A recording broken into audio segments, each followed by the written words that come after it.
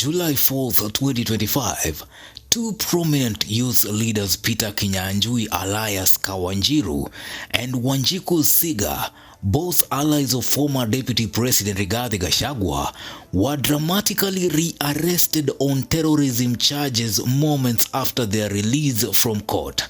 These shocking events outside Ruiru and Kiambu law courts have ignited public outrage and raised fears of a deepening political crackdown.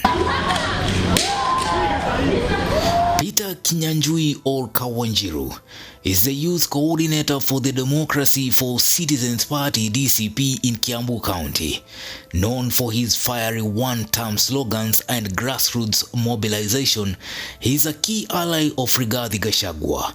Wanjiku Thiga, the DCP's national youth leader, is a graduate of the University of Nairobi with a degree in sociology and communication.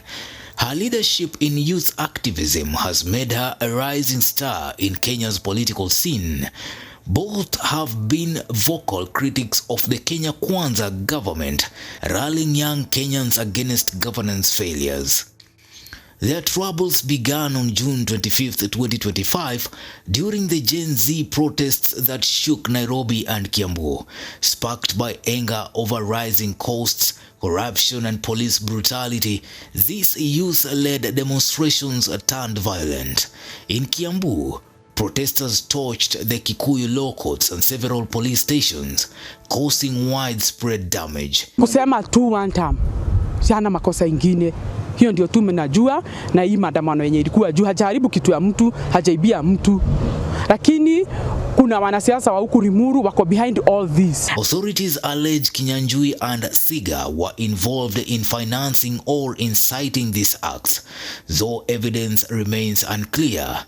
The protests left at least 8 dead and over 400 injured, including 300 policemen, according to Interior Minister Kipchumba Murkomen. On June 30th, Kinyanjui's home in Limuru was raided by armed officers, believed to be from the Directorate of Criminal Investigations (DCI). His family endured a 4-hour standoff as officers fired shots to disperse neighbors. Kinyanjui was detained at Ruiru police station. Similarly, on July 1st, Wanjiku Thiga was arrested along the eastern bypass in Kamaki's Ruiru and held at the same station. Kirinyaga woman rep Jerry Maina reported that officers seemed unaware of the reasons for Thiga's detention, raising concerns about transparency. In class, teaching, got a call. I've been told my sister has been abducted. Something that is really heartbreaking. It's quite painful to see her in that situation. It's not something you see every day. It's not a situation you want to see your sibling, your dear ones in. On July 4th, both Kinyanjui and Thiga were granted release on bond. Kinyanjui on a free bond from Ruiru law courts and Thiga on a 50,000 Kenyan shillings bond from Kiambu law courts. But their freedom was short-lived. As Kinyanjui stepped out of Ruiru court,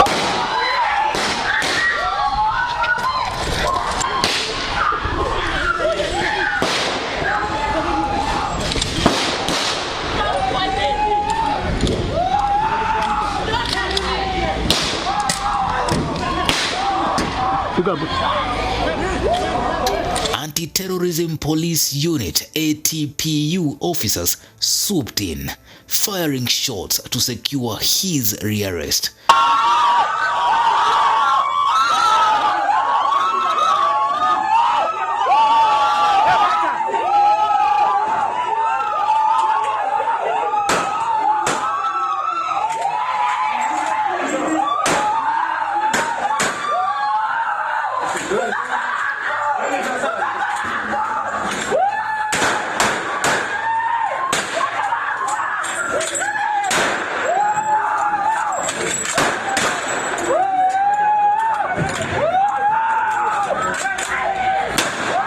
Similarly, Thiga was rearrested on terrorism charges before she could even exit the Kiambu police station gate.